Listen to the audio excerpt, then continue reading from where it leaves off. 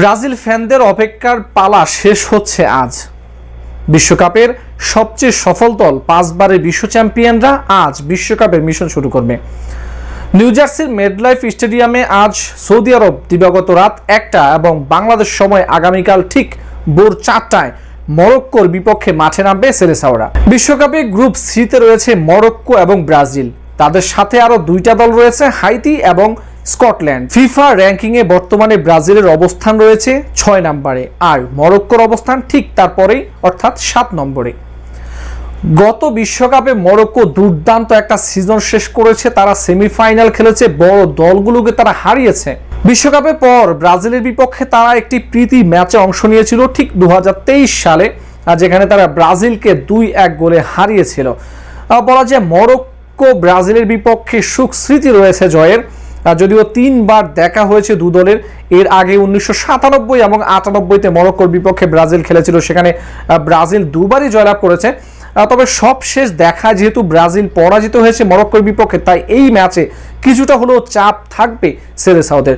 তবে বিশ্বকাপের মঞ্চে ব্রাজিল বরাবরই অপ্রতিরোধ্য, সেটা আগেও প্রমাণ করেছে। বিশেষ করে গ্রুপ পর্বে যে কোনো দলের বিপক্ষে দুর্দান্ত ফুটবল তারা খেলে থাকে। এই ম্যাচ ব্রাজিলের জন্য মোটেও সহজ হবে না।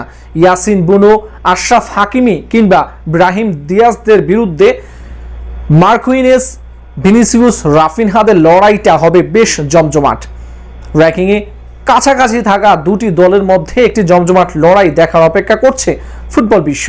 মরক্কোর বিপক্ষে এই ম্যাচে ব্রাজিলের শুরুর ফরমেশনটা হতে পারে 4-2-3-1। কোচ কার্লো আনচেলত্তির পছন্দের এই ফরমেশন দিয়ে হয়তো সেলেসাওরা ম্যাচের শুরুটা করবেন। সেম ফরমেশন হতে যাচ্ছে মরক্কোরও, 4-2-3-1।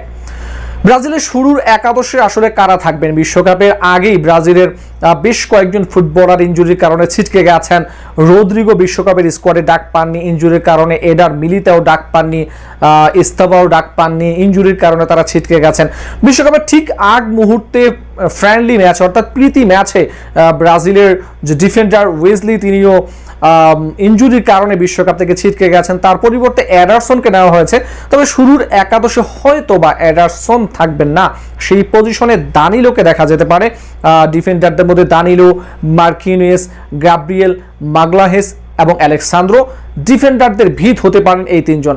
ব্রাজিলের শুরুর একাদশে গোলকিপার অবভিয়াসলি অ্যালিসন বেকারই শুরু করবেন, যেহেতু কোচ আনচেলত্তির পছন্দ এবং ব্রাজিলিয়ানদেরও প্রথম পছন্দের গোলকিপার। মিডফিল্ডের ব্রাজিলের 2 ভরসা বুনো গুইমারেস এবং কাসমিরো।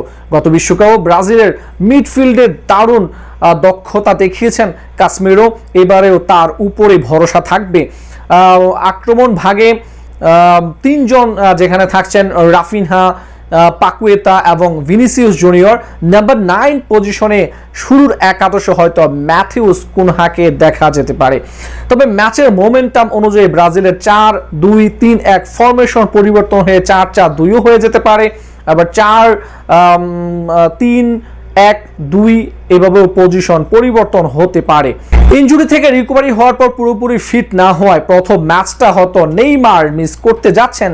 তবে পরবর্তী ম্যাচগুলো হাইতি এবং স্কটল্যান্ডের বিপক্ষে নেইমারকে দেখা যেতে পারে।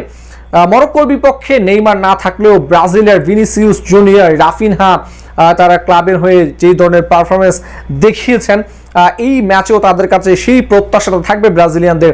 কেননা বিশ্বকাপে ব্রাজিলের বড় চাপ থাকে, বিশ্ব চ্যাম্পিয়ন যেহেতু সর্বোচ্চ চ্যাম্পিয়ন, তাই তাদের উপরে প্রেশারটাও অনেক বেশি। দীর্ঘ 24 বছরের যে ট্রফি খরা, সেই চাপটা ব্রাজিলিয়ান ফুটবলরা কতটুকু নিতে পারবে সেটা আসলে সময় বলে দেবে। তবে মেডলাইফ স্টেডিয়ামে ব্রাজিলের এই ম্যাচটি আরও একবার বলছি বাংলাদেশ সময় আগামীকাল ভোর 4টা এবং সৌদি আরব সময় আজ রাত ঠিক 1টায় অনুষ্ঠিত হবে। মরক্কো ভার্সেস ব্রাজিল, কে জিতবে, মরক্কো নাকি ব্রাজিল? আমার প্রেডিকশন ব্রাজিল এই ম্যাচে 2-1 ব্যবধানে জিতবে। আপনার কি মতামত, আপনার কি প্রেডিকশন জানাতে পারেন কমেন্ট বক্সে।